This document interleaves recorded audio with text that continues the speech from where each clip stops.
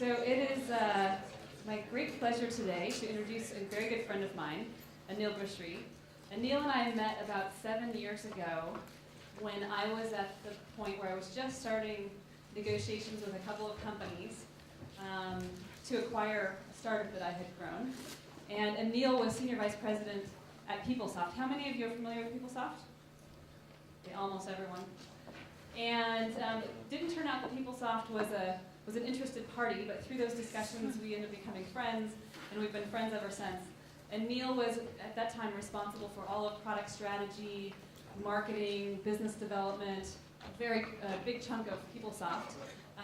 That company has since been acquired by Oracle for $11 billion. So he was responsible with Dave Duffield, the founder of PeopleSoft, growing that organization from its very early days into an $11 billion software company. He also became vice chairman of that company and was intricately involved in the discussions with Oracle for that acquisition. And he is now involved in starting a new venture with Dave Duffield called Workday, which he may share a little bit about, I'm not sure. And he's also managing director of Greylock Venture Partners, which is a premier venture group here in the Valley and in Boston.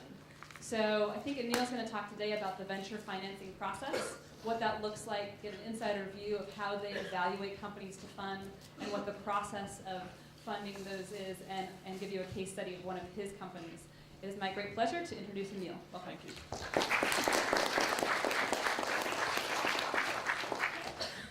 So can everybody hear me okay? Yep. Okay.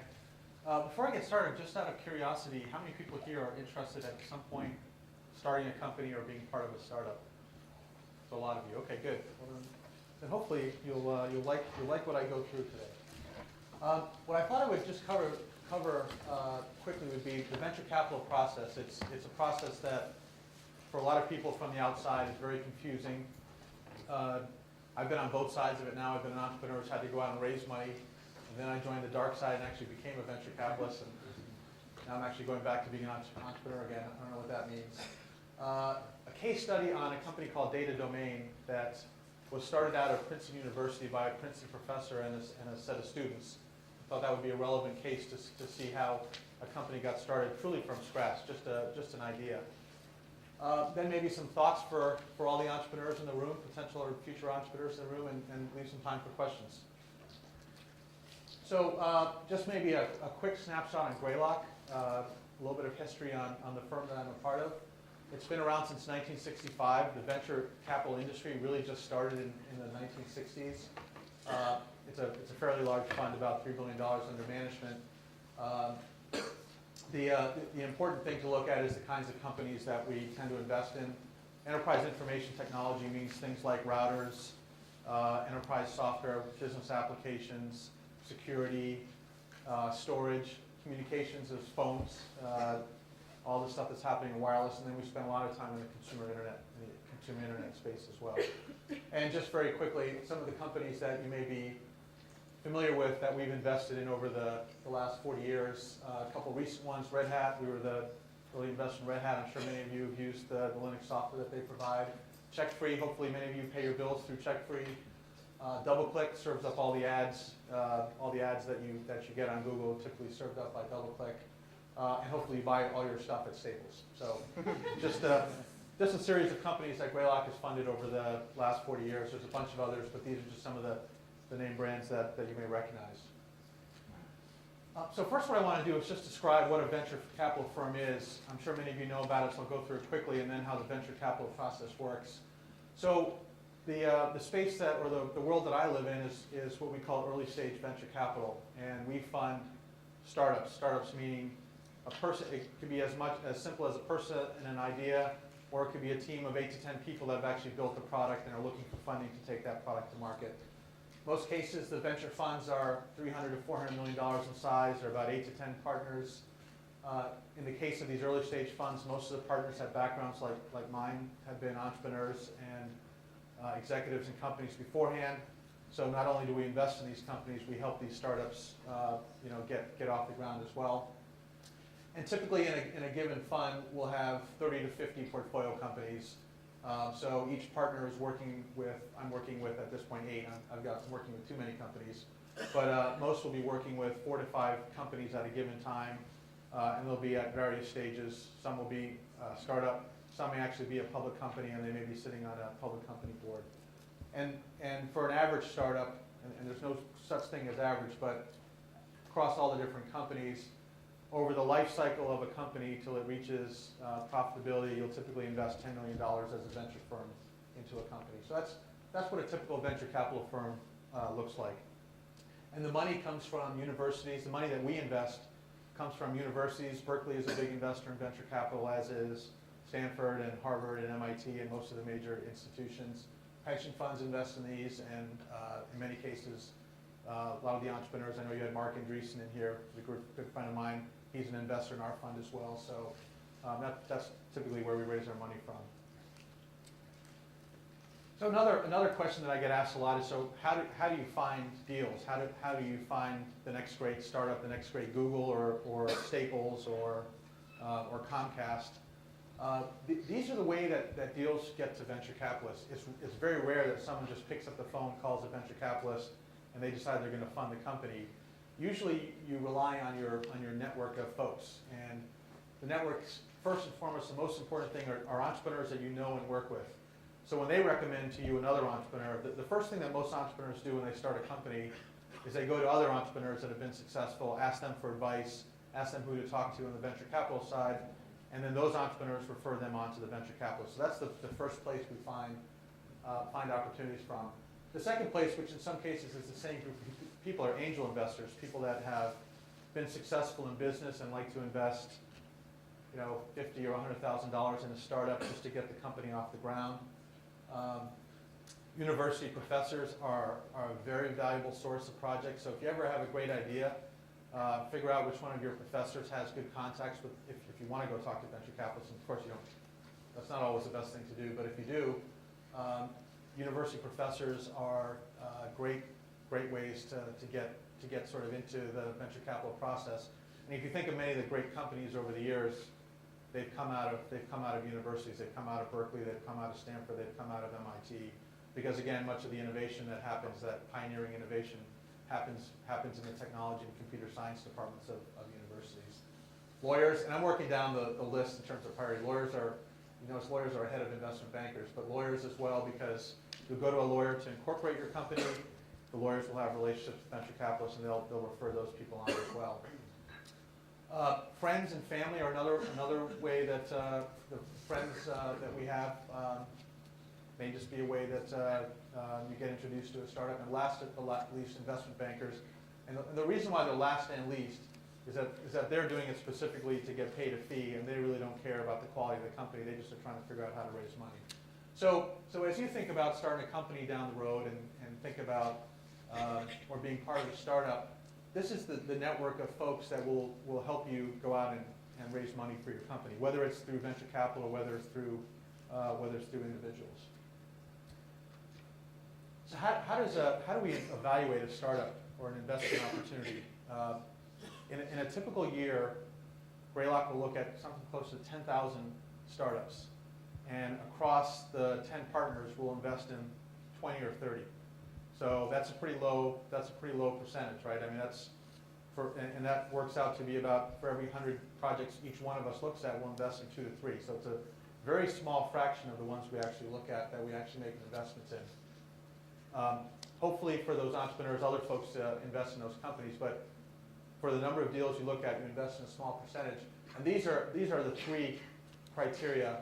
We just try to simplify the venture capital business. How do we make decisions? First and foremost, the founding team. Who are these people? What are their backgrounds? Do they have the relevant background for the place that they're starting? How big is the market opportunity? No fooling me. It's if the market opportunity is big, it's a good place to look at making an investment. And lastly, is there some sort of unique technology that this team brings to the table that they've come up with that makes it that their product will be something that customers, whether it's a consumer or a business, will want to buy? So I'm going to go into each of these in a little bit more detail. So the first one, when you look at a founding team, these are sort of the things that we tend to look at. The first one is a proven record of accomplishment. This doesn't mean you have to have been a successful entrepreneur or a successful business executive before. Many of the great entrepreneurs are right out of college, and they have a proven record great research, of coming up with very innovative ideas. Maybe they've done a PhD thesis that's gotten a lot of recognition, but they've had a track record of success in their lives. Maybe it's even sporting or arts or music accomplishments, and these are the kinds of things we look at with those individuals. Second piece is they have a relevant background. If the person is in the computer science department but comes up with a new type of consumer product for fruit juice, unlikely they have the relevant background for creating a fruit juice company, but they do have the relevant background for creating a company that takes advantage of that computer science background. When there's a team, what's very important is the chemistry with the team. And so as you think about starting a company, maybe you'll start a company, in many cases you'll start it with 2 or 3 of your friends. Startups are really hard, and you're going to go through lots of rocky patches. And if you don't get along and can't work together late at night and have fun with each other, it's not going to work out. And a big part of what we try to figure out is whether or not that chemistry exists. And then personal characteristics, those are things like integrity and honesty. Are these people that, as we go through difficult periods of time and the good and the bad, that we can work with to build a great company? Of course, this is not a science, and here's a cartoon. This one hits close to home, since actually Greylock did turn down Bill Gates because we thought he was asking for too high a price for Microsoft when he was getting it off the ground. So that could be somebody at Greylock, but it's not a science. We don't get it right all the time. Picking the right founders is more of an art than anything else, and there's a lot of luck involved with it. So the next thing that you look at after evaluating the team, and the team is first and foremost, no matter how good a market opportunity is or how good a product is, if the team is not one that you're excited about and want to work with, typically a venture firm will not invest in it. So if you've gotten past that hurdle and you've got a great team, the next thing you do is figure out how good is this market opportunity. And as entrepreneurs, if you're out to start a business, this is going to be the analysis you have to go through as well. Just how big is the market I'm going after for this product? I've come up with this great idea. How big is the market? How many customers are there for it? How much can I charge for it? Who are the competitors for it? How big of a company can I build? And a big part of when we evaluate that market and we look at that new product, is this just another Me Too product, or is there something very disruptive about it? So, in the case of PCs as an example, Dell came to the market with PCs. Well, PCs had already been around. Well, why would you buy Dell? Because they decided to build PCs with a very different strategy. They basically outsourced all of the development and manufacturing of it, and then they actually sold it directly to the customer over the telephone or the internet. They didn't go through these complex distribution channels, and so they had a very low price point compared to Compaq or HP and IBM. 10 years later, they're the leader in PCs. So that's the disruptive part of it. Of course, again, it's not a science. Many of the great ideas have not gotten funded by venture capital. You've got this guy who invented the wheel, couldn't get any venture capital. Some of the great companies, FedEx, couldn't get any venture capital. Basically, FedEx was funded by Fred Smith's winnings at Vegas. He ran out of money, had to figure out how to pay payroll, went in there with $10,000 and created $40,000 playing blackjack.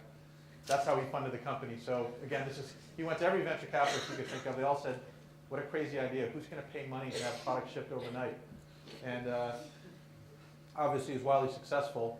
So there's different paths, and again, this is to point out that this is an art, not a science. People don't always get this right. So once we've gone through the basic assessment of is this a great team and is this a good market opportunity, what we'll do is create a due diligence plan. And what that will be is a 3 to 4 week process, and we'll do 3 things. One, we'll reference the team. And people are very uncomfortable with this, but we'll actually call people that they've worked with. They'll give us the names of the people that they worked with, their peers, their bosses, people that work for them. We'll then figure out other people we know that they don't give us on the list, because you always learn more about everybody. Any reference somebody gives you is likely to be positive. You don't usually give somebody a reference and they say bad things about you. They're going to say good things about you. What you want to find are the people that they didn't put on their reference list and see what they have to say about the individual. You go through that process and really learn as much as you can about the person. The second thing, which is a very critical part of the investment decision, is you make sure that people really need this product. So the way we'll do it is we'll go out and talk to potential customers, whether it's consumers, we'll put together a focus group of consumers. If it's a product that's being sold to businesses, we'll go talk to those businesses, get their view on it. There are these things called industry analysts, people who get paid to pontificate about different markets and different trends, and we get their views, because actually they generally have good insight as to whether or not there's a need for that product. And then the last piece we go through is evaluate the merits of the technical approach. This can be tricky, but we'll get some of our smarter technologists, and we'll sit down with the entrepreneur. You know, if it's one of you, we'll sit down with you and say, let's go through your technology and make sure that one, no one else has done this before. Two, that your approach is actually going to work, and three, understand all of the intellectual property and patent issues, which you guys should take a class on that. That's becoming more and more important as you think about starting companies. All of the patent issues have become very, very complex. And again, this process takes about 3 or 4 weeks, and at the end of it, if all of this goes well, we'll make an investment. So what I thought I'd do is, with that process as a background, is maybe walk you through a case study of a company that got funded, and go through each of those steps and try to tie it back to that process we've identified. So, a company called Data Domain, founded in October of 2001. I've bolded the founder, Kai Lee. He's a very famous professor from Princeton. He and several students came up with what some people thought was a very crazy idea for a new storage product. As you know, so much data is being created, whether it's by music or videos, MP3s, all that stuff, that storage is becoming a bigger and bigger issue. All of you guys are buying more hard disks and all the like. And so new approaches are required. He came up with a very, very radical approach, which I'll get to, and I got introduced to him through another professor and sat down with him and said, hey, this is a great idea, starting out with a very, very good team. The combination of a great professor with a couple of his 2 PhD students and an undergrad student. They had really worked on this technology for a while and had proven out that this idea worked. They then hired other members of the team that came from companies like Network Appliance, Legato, and Sun. I don't know if you know these companies. I'm sure you know Sun, but these are other large players in the storage market. This is not the most exciting market, and that's one of the reasons why it was attractive. It's turned into a very exciting company. The market was data protection and recovery. For those of you that are familiar with how companies run, you work with companies like American Express or eBay or anybody that you get this online service with, you give them data, they run their data, they actually then have to back up that data, so if their system crashes, they don't lose all your data. And that process is called backup and recovery. The way that backup and recovery has been done for the last 20 years is, believe it or not, you have everything on computers, you put things to disks, and then you back it up on tape. And people actually put tapes on trucks and ship it to mountains, to these big holes in the mountain, and the biggest one's called Iron Mountain, and they store all these tapes for you. And if your system crashes, you have to go find those tapes, and you load on the tape one by one. How many people here have seen a tape drive? Yeah, so you guys have all seen those. Not very efficient when you're running a real-time business. You know, if eBay crashes, they're not going to try to figure out where the right tape is.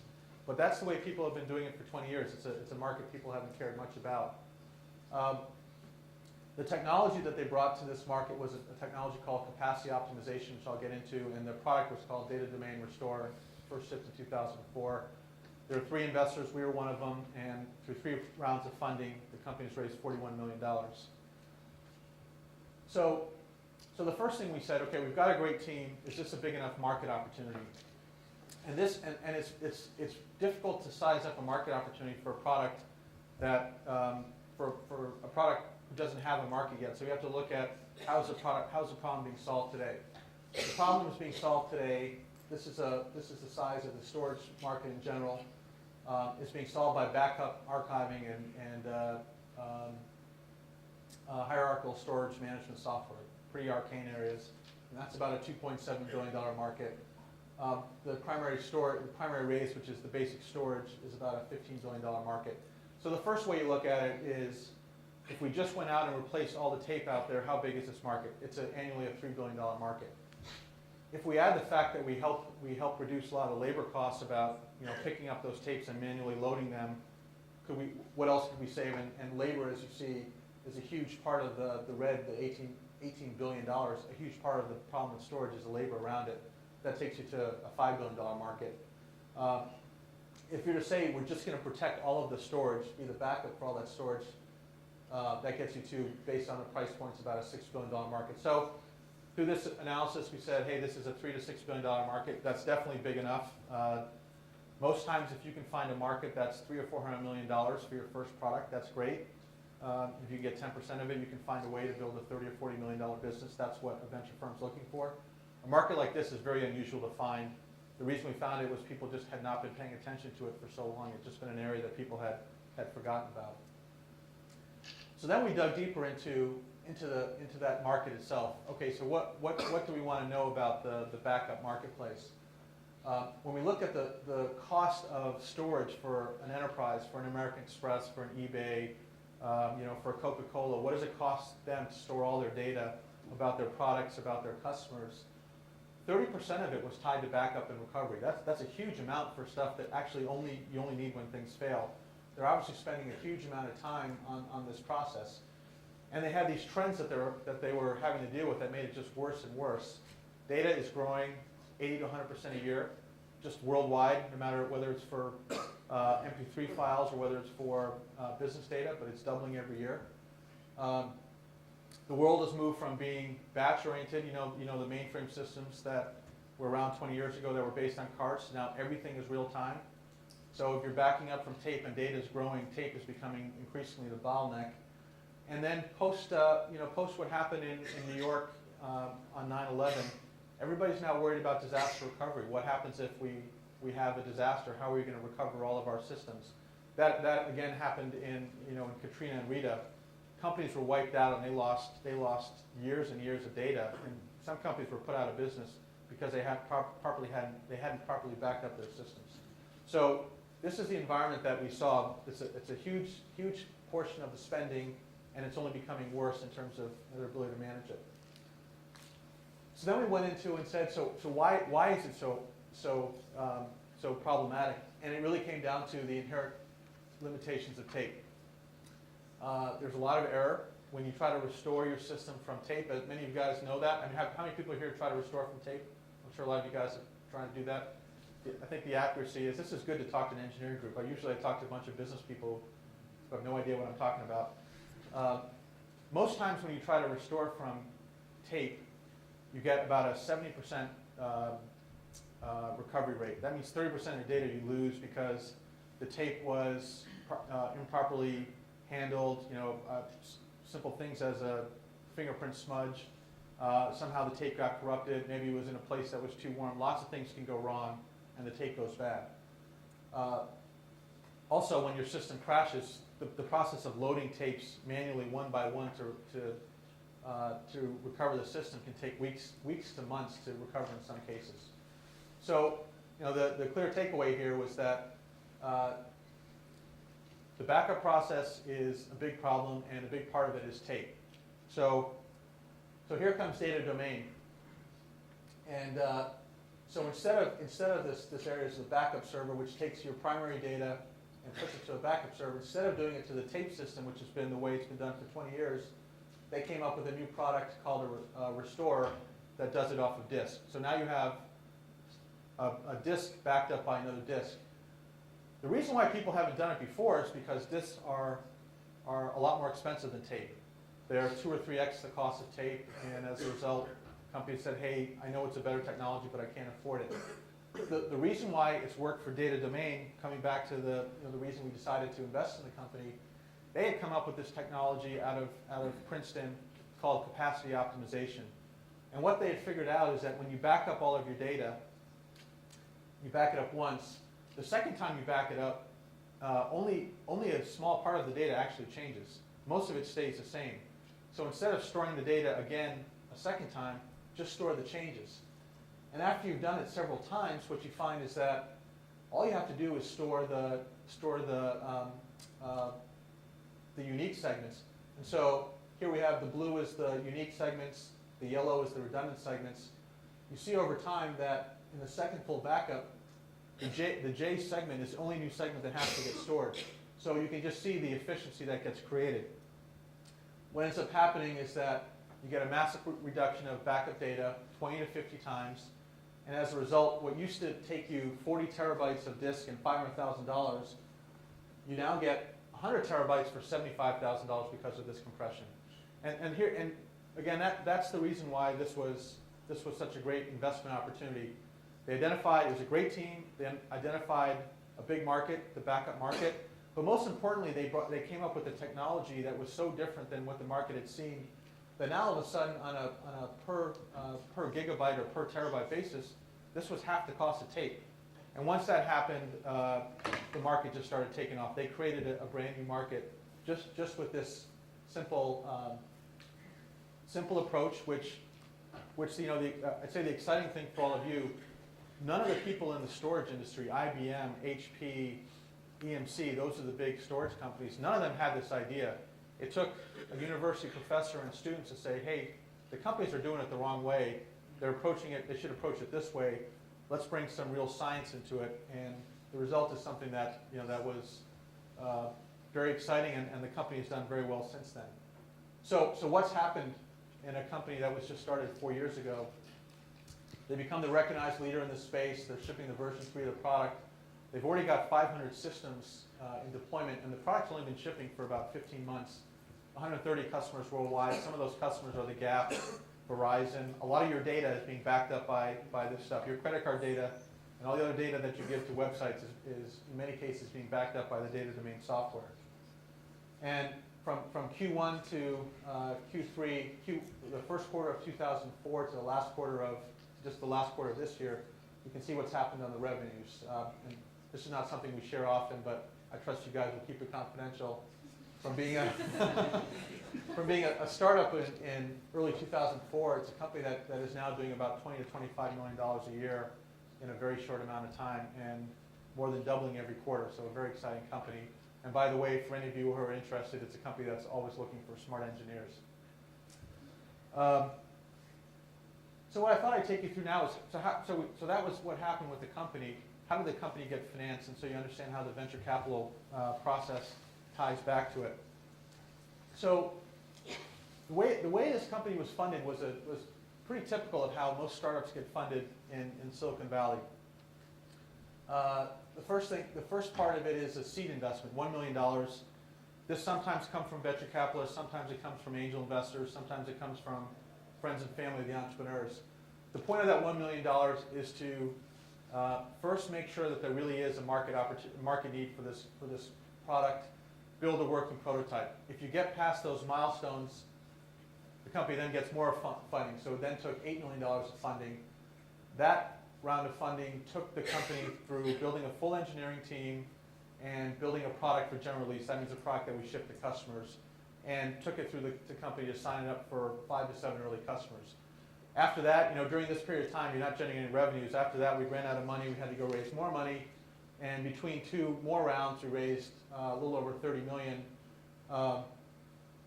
And as you can see, the valuation went from $15 million for a Series A round to, in Series B, as the company does better, the valuation goes up, and this is good for the entrepreneur. Went from $15 million to $47 million. A company only doing $20 million revenues now has got a $100 million valuation because it's just such a hot company in a very attractive new market space. So that's sort of the financing history. And the important thing to know is, the important thing to take away from this is that the venture capitalists didn't give the company $43 million up front and say, let's see you build a company. There's a lot of companies that don't make it out of that seed stage, that you find out that the market need is not there, the design for the product was not right, the entrepreneurs are not working together. One of many reasons it doesn't get you through there. The second piece, the next piece comes in, and if you can't sign up those first 5 to 7 customers, the company may not make it past that round. And when you get to this stage, you're just trying to build as large a company as you can. And the way to think about this is risk-reward. The top end is the highest risk, that's the medium risk, and this is the lowest risk in terms of the investment dollars. At this point, you have a real company. Now you're just trying to figure out how big a company you can build. And that's why more dollars go in when there's lower risk. Pretty simple approach. A question I get asked a lot by entrepreneurs is, so how do you value a startup? And it's not an easy question, and there's no science to it. It's more of rules of thumb.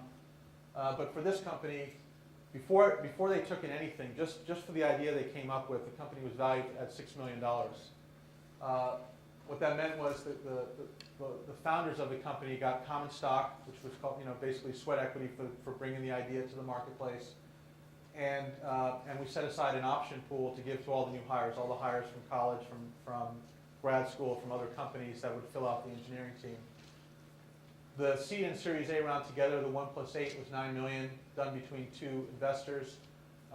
And we invest in a different security called preferred stock.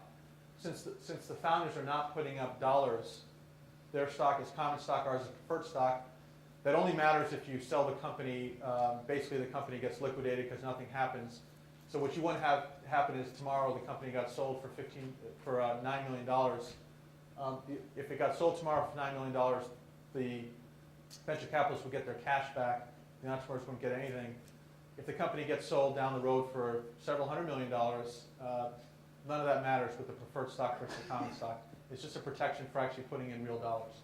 And at the end of that first round, the valuation was $15 million. For most startups, at the first round, what you can expect if you're starting a company, you'll get anywhere from a $3 million pre-money valuation to a $6 million pre-money valuation, maybe higher based on how good your idea is and how good the team is. Typically a first round of funding would be, after the seed, would be about a $6 to $8 million round. It's higher for this company because it's a hardware company and that just requires more funding. That's typically the way you think about funding a company from the get-go. And so what does this all mean in terms of sort of who owns what? Is this a good deal for the entrepreneurs? So for coming up with the idea and bringing the technology but not investing their own money, the entrepreneurs end up with, between the founder stock and the option pool, about 40% of the company. The venture capitalists who put in the cash put it 60%.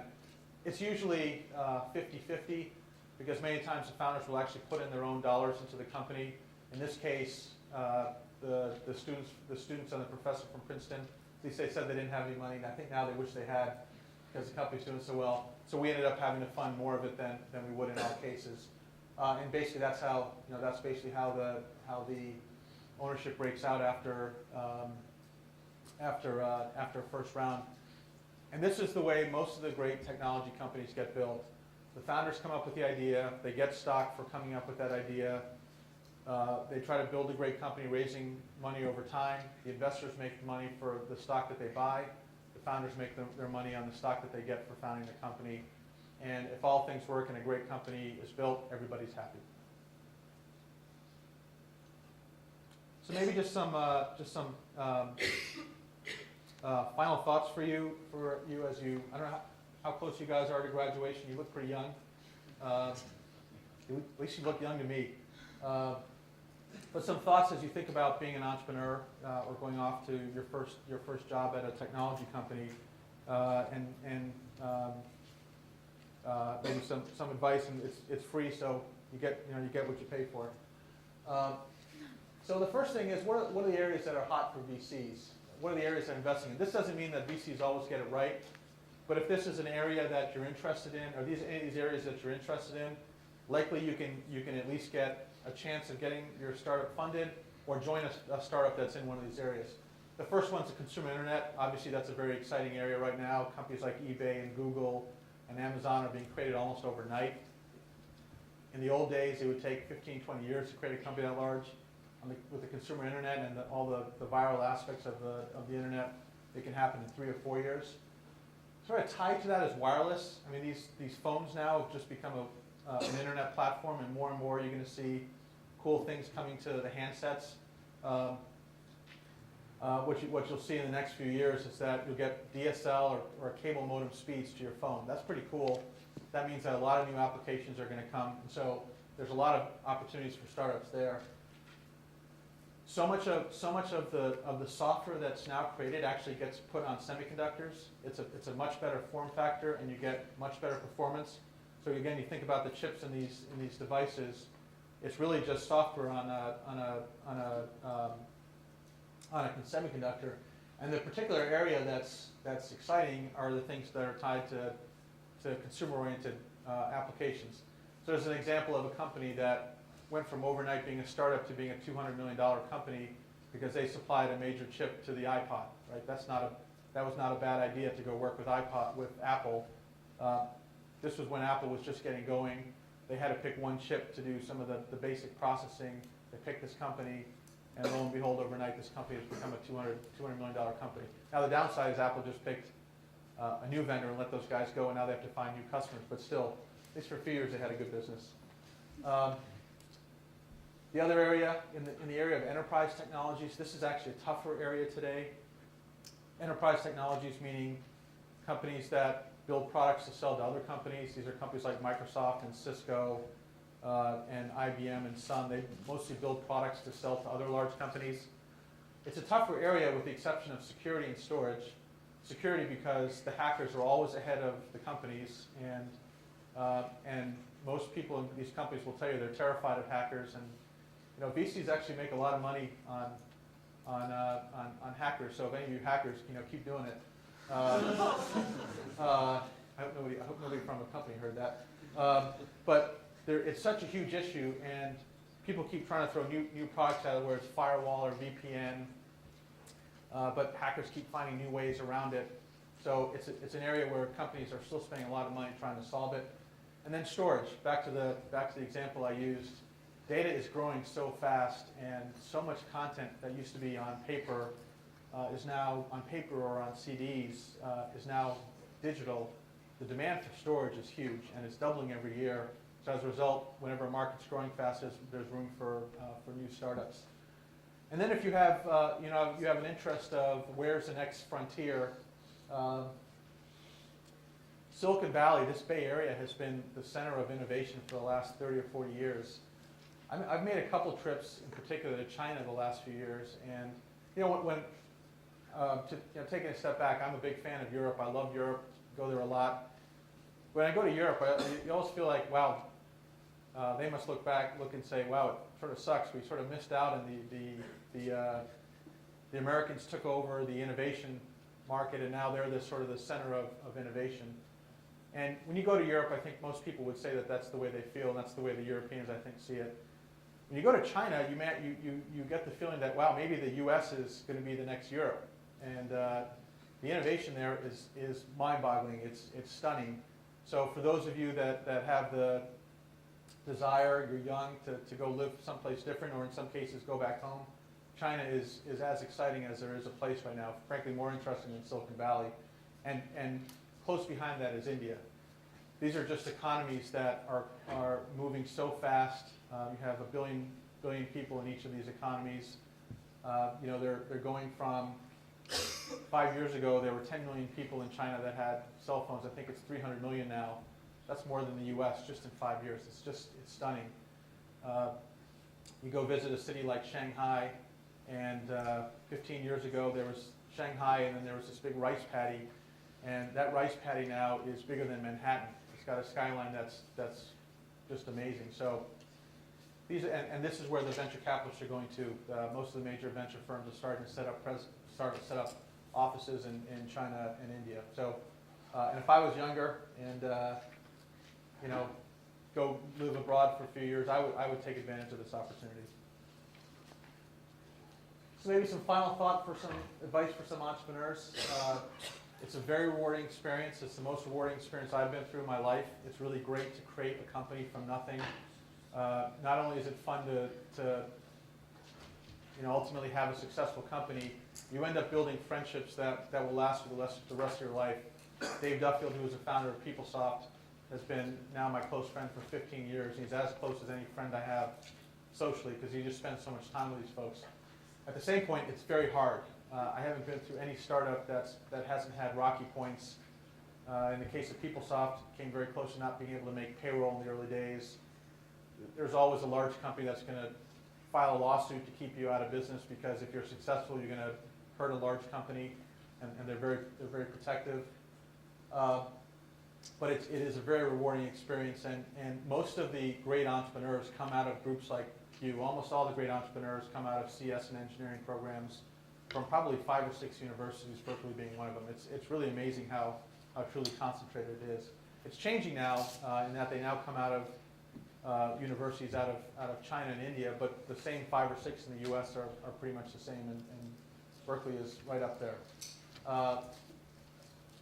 Venture capital, I've walked you through venture capital. It can be a great source of capital and advice, but it's not for all startups. There's lots of different sources of capital out there.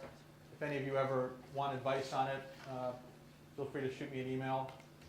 There's a lot of people in this area that are looking to help young entrepreneurs get funding and get a company off the ground. And part of their excitement is to work with the next generation of entrepreneurs. And if you choose to start a company, the advice I'd leave you with is build a group of trusted advisors. Find a professor that you know that gives good advice, or somebody in the business community that you trust, because it's hard. You're going to need a lot of help in terms of setting up a company, making sure that you patent the right software, the right technology, the avenues to raising money. So if there's anything I advise you to do, and the people like the Google guys who started right out of Stanford, they had very good advisors. They had a professor, Rajiv Motwani, who took them around to all the major venture firms, helped them raise money, helped them bring the idea and product to life. And those people are out there. I'm sure there are professors at Berkeley like that. Stacy's obviously one of those folks. Those people are out there. You should take advantage of it. And with that, I will just turn it to questions.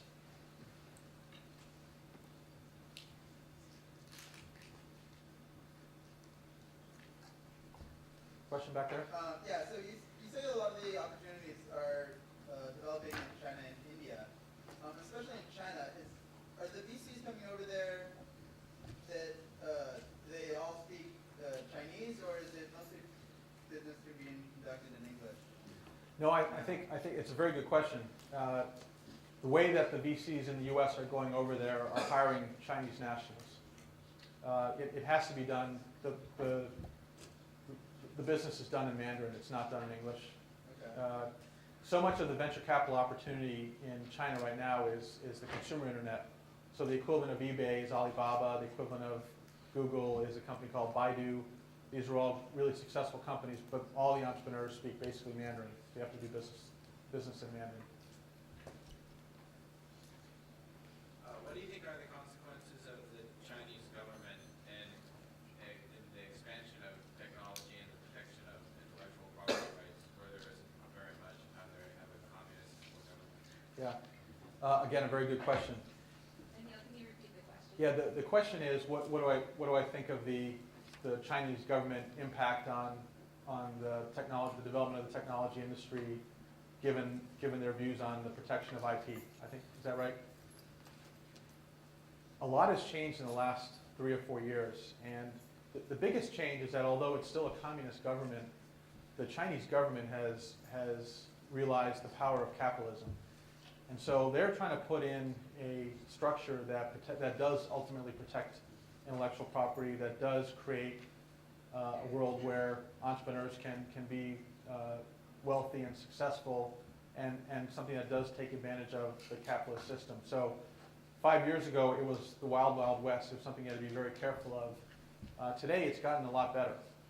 And the Chinese government has specifically intervened to make it better. And part of it is that they're really working with the World Trade Organization to address those issues. So I frankly think that the Chinese government has recognized that capitalism is their biggest weapon against the rest of the world, and they've unleashed 1 billion people on the rest of the world, and watch out. So any of these issues like intellectual property that pop up, they will solve them. We've got 2 investments in China and feel very comfortable with the intellectual property protection for those 2 companies.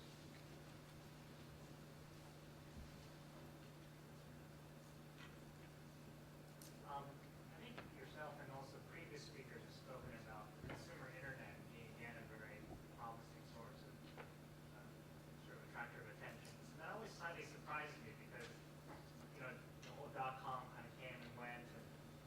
some of the investments that are made, like even in sites like MySpace or Facebook, they seem very much like plays that would have got a lot of funding like 10 years ago, and now would have been declared bombs or not having any revenue model. So I presume that the VCs now see some pretty exciting revenue models, new ones now. Could you talk about what those are? Sure. So the question was about the consumer internet. I think it's fair to say the questions are: is the venture capital industry now savvy enough or smart enough to recognize that there needs to be a revenue model as opposed to what happened 10 years ago? I worry a little bit about what's happening because I think the consumer internet is becoming a bubble like it was 10 years ago. But the big difference today versus 10 years ago is that there are proven revenue models out there. In particular, the advertising revenue model is very well proven.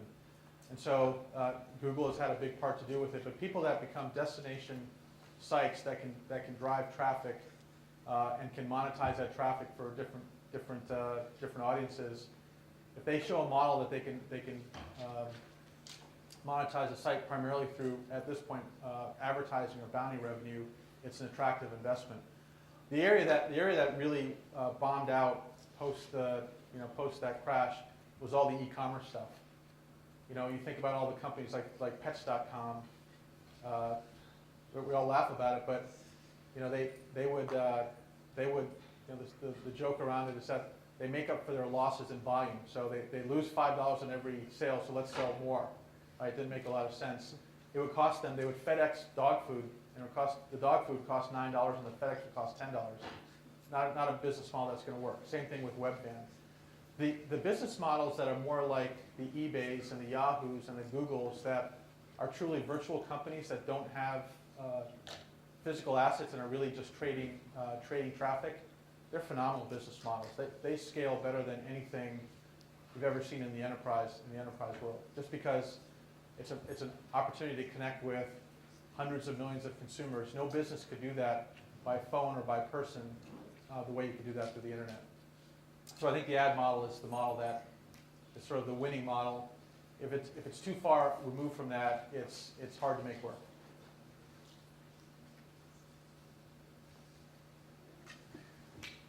Any other questions? One more? With follow-up for that, do you see the advertising model essentially crashing? Because it seems like many sites are very saturated with ads. I don't remember the last time I even glanced at a banner ad or anything like that. So it seems like that is a very popular business model, but I don't know how effective it will end up being for the future. I think particularly to the banner model, you're right. But if you think about the Google model, you want to find information on a new product, you go to Google, right?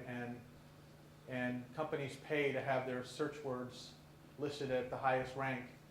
And if you talk to any marketing executive, you talk to someone at Procter & Gamble or someone at Coca-Cola, they'll tell you that the Google search for products is far more cost effective than any TV advertising they can do, any print ads they can do. The reason why it's got 10 or 15 years of growth in front of it is because it is so much more targeted and so much more accountable than a Super Bowl ad. You don't know if your Super Bowl ad had an impact. You do know things had an impact on the internet because people click on it. And it's going to be a long time before we run out of market because dollars are just shifting from the traditional models of TV models and print models to the internet. At some point it will run out of steam and it'll probably be overpriced and people will be inundated the way they ignore television commercials. Search will become that way. We've got a long way to go before that's the case. Last question. Can I do a couple questions, please? Sure. Which companies were you with as Meter founder? PeopleSoft? That's the only one? Yeah. Okay. So, Well, actually, I should say that this company, Data Domain, I was the funder. I was also the founding CEO. And then as the company got bigger, we recruited a full-time CEO. now that PeopleSoft has been sold, what is approximately Dave Duffield's net worth? You can look that up on, that's on Fortune magazine. He's one of the 400 richest. So he's probably $1 billion, right? Yeah. Okay. In, I would like to first of all thank you because as a VC you are pretty honest, and you said several times during your presentation that VC funding is maybe not for every company, or maybe even not the best way to go. Some companies you mentioned in the talk were Microsoft, Dell, PeopleSoft, Federal Express, Oracle, eBay, Google, Amazon. I think the founders of most of those companies are billionaires. Yep.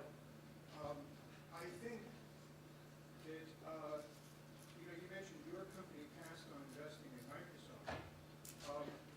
I think very few of those companies took substantial venture capital at the beginning. That's not right. They all took venture capital other than FedEx. Maybe from just friends and angels, No. non-established VCs. Amazon took money from Kleiner Perkins. Microsoft raised money up front from IBM, but when they raised venture capital money from August Capital. So,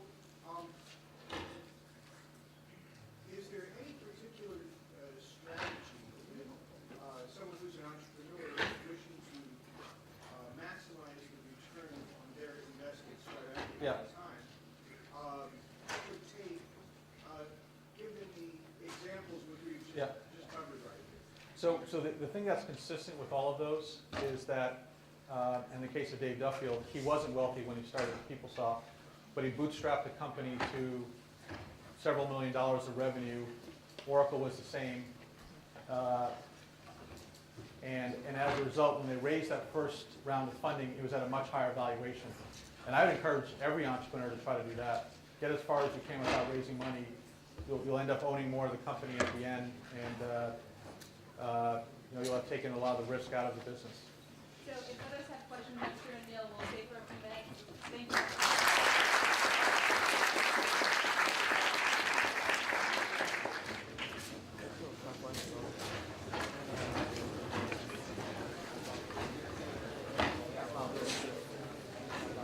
Oh, okay.